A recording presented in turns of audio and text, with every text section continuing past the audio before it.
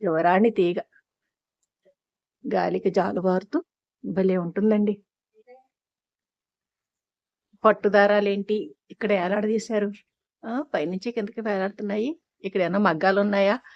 ఇలాగ రకరకాల ఆలోచనలొచ్చేస్తాయి గదండీ! ఇటువంటి తీగలు అలా వేలాడుతూ ఉంటే. మా గార్డెన్ను చూసేందుకు వచ్చిన ఎవరైనా సరే, మా గార్డెన్ కాదండి, మా ఇంటికి వచ్చిన ఎవరికైనా సరే, గాలికి ఊగుతూ ఈ తీగలు అలాగ కదులుతూ ఉంటే, అబ్బా! భలే ఉన్నాయండి అంటూ ఉంటారు. ఈ పాటికి మీకు ఈ మొక్క గురించి అర్థమైపోయే ఉంటది. ప్రిన్సెస్ వైన్ చక్కగా పైనుంచి కిందకి అలా జాలువారుతూ భలే ఉంటుందండి ఈ మొక్క.